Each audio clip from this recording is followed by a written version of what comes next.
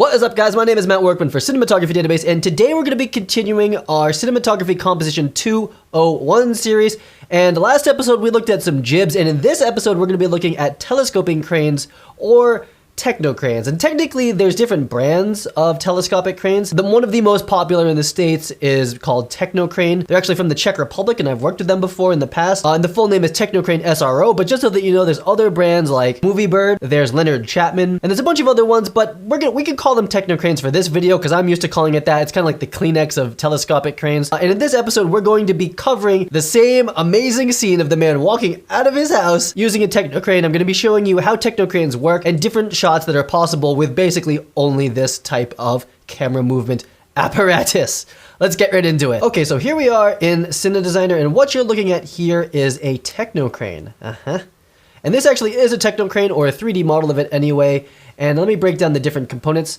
This is the base. It has wheels. You use it to move around. You don't ever really move the crane on those wheels. It's just for repositioning. You can put this on dolly track, though that is less common and semi-defeats the purpose of the primary use of a Technocrane, which we'll get to in a minute. Only thing to call it here is that the base does go up and down, this center column here. So I'm going to move it all the way up to the top.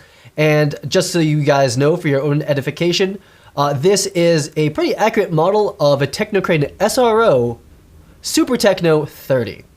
And the 30 for Technocranes refers to the maximum camera height possible, not the length of the arm. It's the height that the crane can get the camera up in the air. That's how Technocrane names their cranes anyway. So moving on, that's the base, and this is the arm. And just like the jib, it's going to swing or pan, and it's going to tilt, right? Pretty similar stuff. But the main difference here, the thing that we're all waiting for, the stuff that you see all the big movies doing in big music videos and commercials, is that this arm can change lengths dynamically, and this is called extending or telescoping. I call it extending. So this is kind of like extend and retract. So that's pretty special. And what this allows the crane operator to do is move the crane like this up and down, but instead of like a jib basically makes big arcing movements, and you can kind of, with a longer jib, kind of fake linear moves. What's unique about a Technocrane is that it can basically draw straight lines with the combination of telescoping like this and tilting and swinging. So it's pretty unique.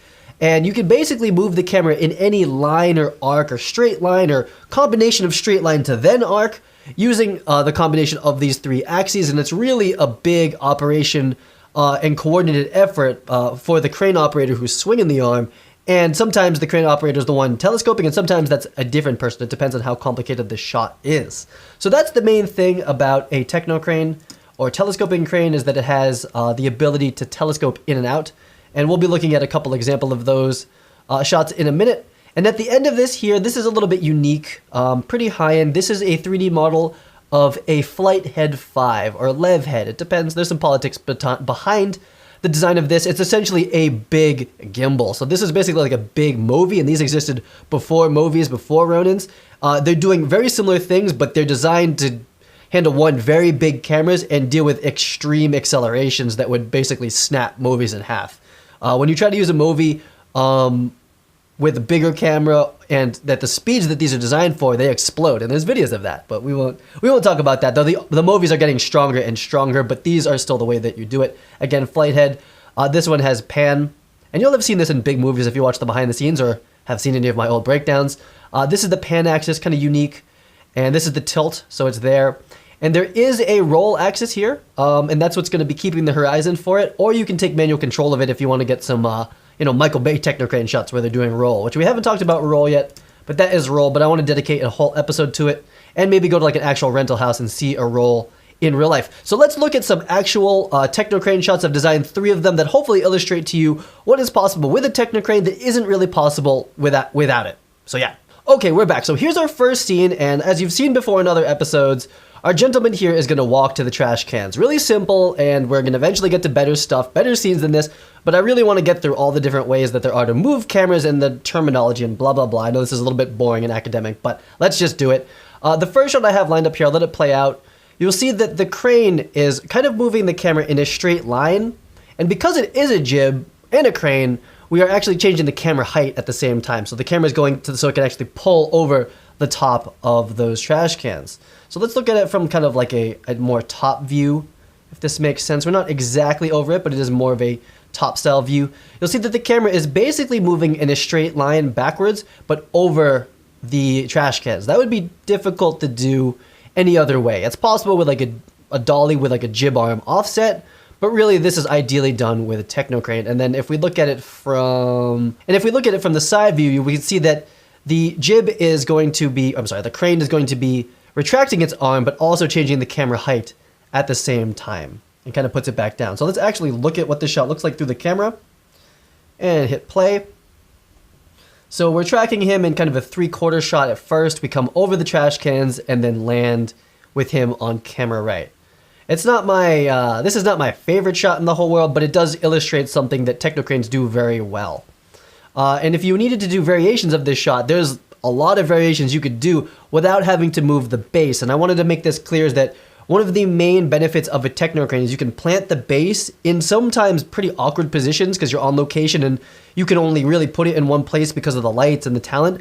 But because this arm can extend and change lengths, and you can really move it pretty much anywhere in this kind of like volume that the arm is allowed to move in, you can put the camera wherever you want and you can move it from one place to another pretty much without restrictions, even if you have to put the base somewhere funny. And this is not possible with a dolly, because a dolly you need to have this whole platform to put it on. Steadicam, you need to be able to walk. And the tripod, you're not moving the camera, you're only panning and tilting. So that's really what the Technocrane does. It gives you freedom to move the camera from anywhere from like, say, like up here to there, even if the only place to put the base of the crane is like 30 feet away or something like that. That's what this is possible here. So let's look at another example of a Technocrane shot. Okay, so in this shot, this one's kind of interesting and very Technocrane-y. This is a very kind of like action movie kind of shot. And I'll just play it for you and you can kind of watch the behind the scenes of it. Combination of extending and panning. And then at the end, we finish extending and come up higher. So the camera is essentially floating along the floor, it's coming past the trash cans, and then it goes up in the air, and the camera is going to pan and tilt to keep the talent in frame. Let's look at what this actually looks like through the camera. Okay, so let's look at what the shot actually looks like here in the split screen. Pretty cool, keeping it pretty low, trash cans come in front, and then for whatever reason, we boom up and look down. It's not the best shot in the world, but it is an example of something that you can do with a Technocrane that would be hard to do with something else. I mean, you could almost do this with a gimbal if you walked really lowly and you had one of those easy rigs or whatever, the ready rig where you could get it really high afterwards, but it would be pretty difficult and it wouldn't be this smooth. I posted a video of this on Facebook actually, and someone noticed that there actually is a camera shadow in this shot if you watch closely, so there's the crane shadow, so definitely be careful of that in the real world, and Cine Designer, I think we'll let it fly. Okay, and for our third and final Technocrane shot, this is what I call personally a diving shot, and it's where the camera starts straight down and then moves down and then levels out. So if you think about it like someone jumped off a diving board, they're going like this, they hit the water and then they go like that. That's kind of like diving. This is a shot that you see all the time in movies and commercials, and I've actually been the head operator for many of these shots, and it's a pretty interesting dance. Being able to communicate with the person controlling the crane, so moving the position of the camera, and then you being the head operator, the person that has to pan and tilt it. It's that would require its own video completely on how to try to do that. It's also pretty high end, so maybe not that many people would care about it, but let's look at what this shot looks like from behind the scenes. I don't want to update ever. So here is the behind the scenes shot. He's still walking in, and the crane is going to extend, and it's also going to tilt down. There's no arm swing or pan in this shot. And if you look at the remote head, it's only really tilting. There's no panning or roll in this shot. This is a diving shot. At least that's what I call it. Cool, so here's the side-by-side.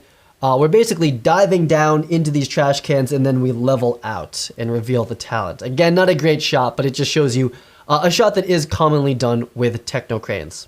Like a lot, especially in commercials of cars and that sort of thing. You can imagine starting above a car and then coming back down to level. Diving board shot, or diving shot, that's what I call it. So we'll let this play again. Here's the actual shot. Straight down, and then sort of towards the end, we tilt and level out. When you want to level out, it's up to you. I tend to like it this way. I kind of like that kind of diving shot. You can also tilt much earlier if you wanted to. It's really up to you for the shot and for the scene, and you have to coordinate that with the actual jib operator if you're the head operator, which I usually am. So that wraps it up for this episode. We've looked at panning and tilting. With a tripod, we've looked at dollying, jibbing, telescoping cranes, and I think I'm gonna cool it here for a little bit. I mean, I could do Steadicams, gimbals, and jib dollies, or crane, yeah, jib dolly, crane dolly, however you want to call it. There's aerial stuff, but I think I'm gonna cool it here for a little bit. I want to do something a little bit different, and let me know in the comments below. First of all, if you liked the video, you learned something new, like the video, subscribe to the channel, there's more coming, all that good stuff. In the comments below, let me know. I might have the opportunity to actually go film some real telescopic cranes, Technocranes, movie birds, and the like for the YouTube channel. It's a big trip. I gotta go all the way out to New Jersey to go work with a vendor that has all these kind of cranes for all the big movies. They've invited me. Let me know in the comments if that is something that you'd be interested in. If the video gets enough likes, there's enough interest in it, then I will make the trip out to New Jersey and we will film a Technocrane dedicated episode. That would be kind of fun for me. Let me know if that's something you want to see in the comments below. You get out there and plan better, shoot better.